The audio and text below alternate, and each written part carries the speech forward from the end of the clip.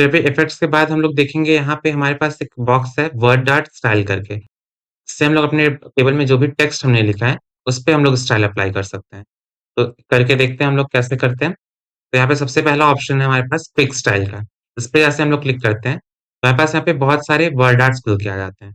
इनमें से जो हमें पसंद है, हम उस पे क्लिक करेंगे और हमारे पूरे टेबल में जितना भी हमने कुछ भी लिखा है, सब पे वो वर्ड आर्ट अप्लाई हो जाएगा। तो अगर हमें ये पसंद आता है, हम इस पे क्लिक करते हैं, तो हमारे पूरे टेबल पे जितना भी हमने कुछ लिखा है, सब पे वो वर्ड आर्ट अप्लाई हो जाता है। ठीक है? फिर हमारे पास यहाँ पे ऑप्शन है टेक्स्ट फिल का। इससे हम लोग टेक्स्ट में अपनी कलर ऐड कर सकते हैं।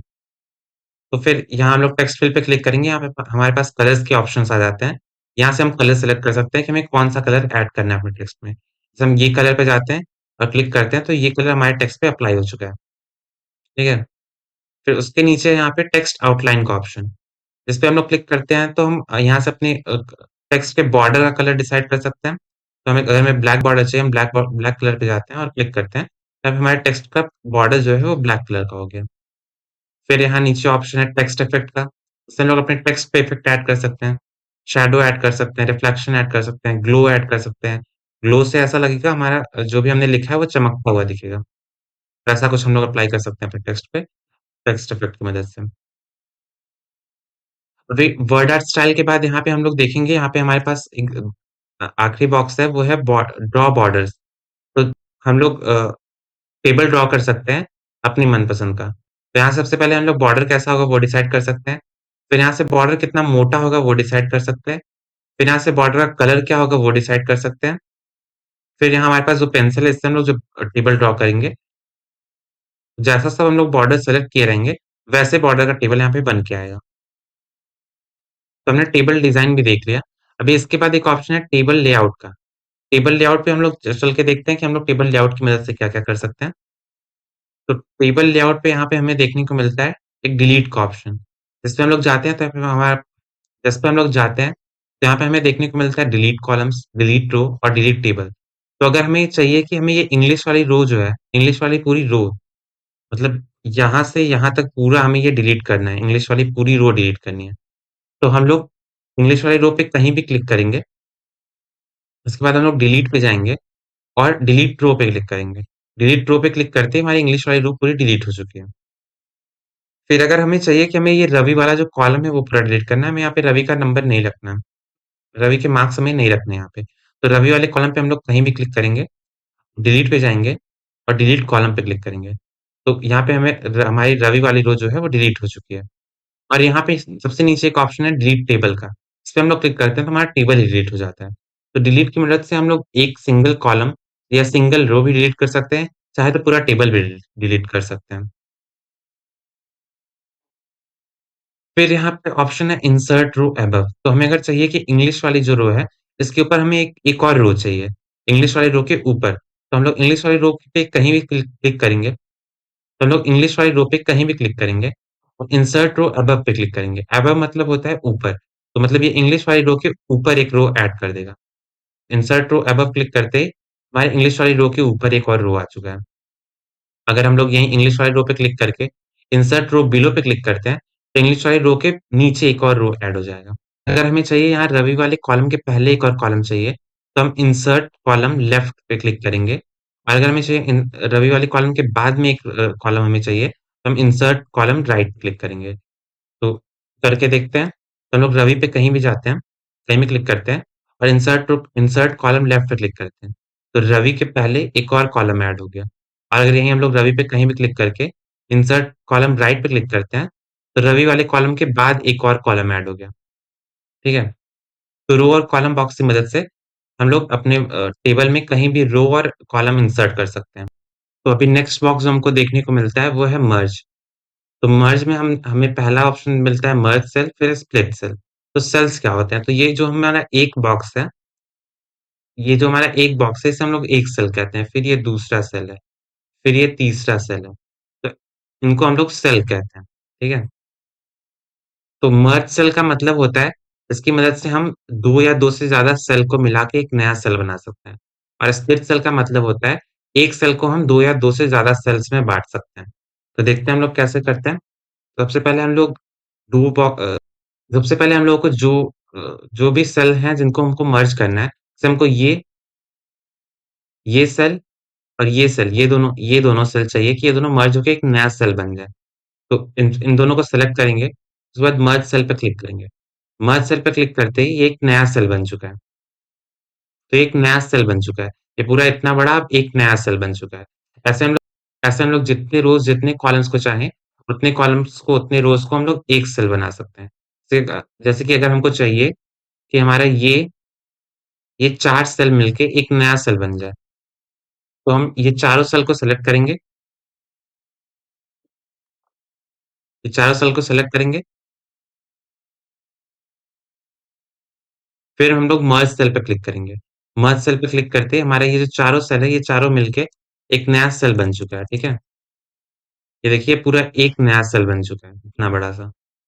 तो मर्ज सेल की मदद से हम 2 या 2 से ज़्यादा सेल्स को मिला के एक नया सेल बना सकते हैं। वहीं हमारा यहाँ पे एक ऑप्शन है स्प्लिट सेल का। तो अगर हमको चाहिए कि हमारा ये वाला सेल है, इसे हम लोग 2 सेल में बाँटना चाहते हैं। तो 2 सेल में बाँटने के लिए हम लोग इसे सेलेक्ट करेंगे। तो हम लोग इसे सेलेक्ट करेंगे और स्प्लिट सेल पे क्लिक करेंगे।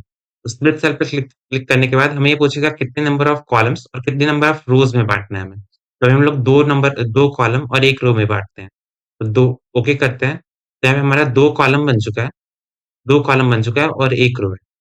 ऐसे अगर हमको चाहिए कि ये वाला सेल जो है हमारा 2 रो और 2 कॉलम में बँट जाए, तो इसे सेलेक्ट करेंगे, स्प्लिट सेल पे क्लिक करेंगे, 2 number of columns 2, number of rows को भी हम लोग 2 करेंगे और ओके करेंगे।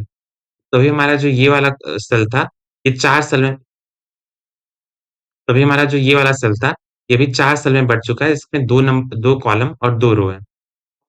तो मर्ज के बाद हम लोग देखेंगे तो यहाँ पे हमारे पास एक बॉक्स है, सेल साइज़ नाम का। इससे हम लोग सेल का साइज़ डिसाइड कर सकते हैं, ठीक है? तो जैसे हम लोग को कोई पर्टिकुलर सेल की साइज़ बढ़ानी है। ये जो हिंदी वाला सेल है, ये वाला सेल इसकी हमें हाइट बढ़ानी है। तो इस पे हम लोग क्लिक करेंगे और यहाँ हाइट पे जाएँगे, यहाँ ऊपर क्लिक करते जाएँगे, ऊपर वाले एरो पे क्लिक करते जाएँगे। तो यहाँ हिंदी का जो है हिंदी वाले सेल का हाइट बढ़ते जाएगा, ठीक है? अगर हमको विड्थ भी बढ़ाना है तो विड्थ पे भी ऊपर क्लिक करेंगे, तो विड्थ भी बढ़ते जाएगा। फिर हमारे पास यहाँ पे एक ऑप्शन है डिस्ट्रीब्यूट रो का। जैसे अगर हम यहाँ पे लिखते हैं यहाँ पे मैथमेटिक्स तो अभी जब हम लोग यहाँ पे मैथमेटिक्स लिखते हैं, तो यहाँ पे आप लोग देख रहे होंगे कि इस रो की हाइट अपने आप बढ़ चुकी है। अगर हमें चाहिए कि सभी रोज़ की हाइट बराबर हो जाए, इसके बराबर हो जाए, तो डिस्ट्रीब्यूट रो पे क्लिक करेंगे। डिस्ट्रीब्यूट रो पे क्लिक करते ही सभी रो की साइज़ इस रो के बराबर हो गई है। तो अगर यही हमारे किसी कॉलम की साइज़ दूसरे कॉलम और सभी कॉलम से अलग है, तो हम डिस्ट्रीब्यूट कॉलम पे जाएँगे और डिस्ट्रीब्यूट कॉलम पे क्लिक करते ही सभी कॉलम की साइज़ जो है, यानी कि सभी कॉलम की विड्थ जो है, वो बराबर हो जाएगी। तो डिस्ट्रीब्यूट रो और कॉलम की मदद से हम अपने सभी रो और सभी कॉलम की साइज़ एक जैसी कर सकते हैं। तो अभी नेक्स्ट बॉक्स जो हमें यहाँ पे देखने को मिलता है, उसका नाम है अलाइनमेंट। तो इसकी मदद से हम डिसाइड कर सकते हैं कि हमारा जो टेक्स्ट है, वो बॉक्स में कैसे अलाइन होगा, लेफ्ट में होगा, राइट में होगा, सेंटर में होगा, टॉप में होगा, बॉटम में होगा, वगैरह-वगैरह। तो चलिए सबसे पहले हम लोग सभी सेल की साइज़ बढ़ा लेते हैं थोड़ा, ताकि हमें अच्छे से समझ में आए। अभी जो हमारा टेक्स्ट है वो पहले से लेफ्ट अलाइन्ड है। यहाँ पे लेफ्ट अलाइन्ड ऑप्शन पहले से सिलेक्टेड है। अभी हमारा जो टेक्स्ट है वो एकदम सेल के एकदम लेफ्ट में लिखा हुआ है। और अगर हमें एकदम सेंटर में चाहिए, तो सेंटर अलाइनमेंट पे क्लिक करेंगे। सेंटर अलाइनमेंट पे क्लिक करते ही हमारा जो टेक्स्ट है वो सेंटर में आ जाता है। वहीं अगर राइट अलाइनमेंट पर क्लिक करते हैं तो हमारा जो टेक्स्ट है वो एकदम राइट में आ जाता है। ठीक है? तो वैसे ही हमारा भी जो टेक्स्ट है वो टॉप अलाइन्ड है। यहाँ पे आप लोग देख सकते हैं कि हमारा टॉप अलाइन ऑप्शन पहले से सिलेक्टेड था। अगर हमें चाहिए कि ये बीच में आए, कहीं बीच में आए, तो हम लोग ये सेंटर वर्टिकल पे क्लिक करेंगे और अगर हमें चाहिए एकदम बॉटम में आए, तो बॉटम बॉटम अलाइन पे क्लिक करेंगे, तो ये बॉटम में आ जाएगा। तो इससे हम लोग अलाइनमेंट डिसाइड कर सकते हैं। अगर हमें चाहिए एकदम सेंटर में चाहिए, एकदम सेल के सेंटर में चाहिए, तो हम लोग यहाँ से सेलेक्ट करेंगे सेंटर वर्टिकली और यहाँ से सेलेक्ट करेंगे सेंटर अलाइनमेंट। तो एकदम सेल के एकदम सेंटर में हमारा टेक्स्ट आ जाएगा। फिर हमारे पास यहाँ पे नेक्स्ट ऑप्शन है टेक्स्ट डायरेक्शन का, जिसका यूज़ हम लोग ज़्यादा नहीं करते हैं। मोस्टली हम लोग हॉरिज़ॉन्टल ही यूज़ करते हैं, जो कि ये है। इतना ज़रूरी नहीं है ये। फिर यहाँ पे नेक्स्ट ऑप्शन है सेल मार्जिन का। तो मार्जिन मतलब होता है कि बॉर्डर और हमारे कंटेंट में दूरी कितनी है। जैसे अभी आप लोग देख रहे होंगे, तो बॉर्डर तो बॉर्डर ये है और इससे हमारे कंटेंट की इतनी कुछ दूरी है और ऊपर से भी हमारे बॉर्डर से हमारा कंटेंट कुछ थोड़ी दूरी पे है। अगर हमें ये दूरी कम करनी है या बढ़ानी है तो उसके लिए हम लोग सेल मार्जिन का इस्तेमाल करते हैं। जैसे हम लोग सेल मार्जिन पे जाते हैं, तो अभी हम नॉर्मल पे हैं। नॉर्मल पे हमारा कुछ टेक्स्ट ऐसा रहता है। तो अगर हम नोन पे जाते हैं, नोन पे जाते ही हमारा टेक्स्ट जो है वो बॉर्डर से एकदम सट के आ जाता है। तो हमारे पास बॉर्डर और टेक्स्ट में कोई भी स्पेस नहीं होता। पर वहीं अगर हम सेंड मार्जिन में नैरो पे जाते हैं, तो हमारे पास थोड़ी दूरी रहती है। वहीं अगर हम लोग वाइड पे जाते हैं तो हमारी हमारा जो टेक्स्ट है, वो बॉर्डर से काफ़ी दूर हो जाता है। तो हम लोग सेल मार्जिन का यूज़ करते हैं बॉर्डर से अपने कंटेंट की दूरी दूरी डिसाइड करने के लिए, ठीक है? तो अभी जो नेक्स्ट बॉक्स है वो है टेबल साइज़ का। तो यहाँ से लोग टेबल का हाइट और विड्थ बढ़ा सकते हैं। यहाँ से हम लोग अगर हाइट बढ़ाएँगे तो पूरे टेबल की हाइट बढ़ेगी, विड्थ बढ़ाएँगे तो पूरे टेबल की विड्थ बढ़ेगी, विड्थ घटाएँगे तो पूरे टेबल की विड्थ घटेगी। तो इसका इस्तेमाल हम लोग करते हैं पूरे टेबल की हाइट और विड्थ बढ़ाने के लिए।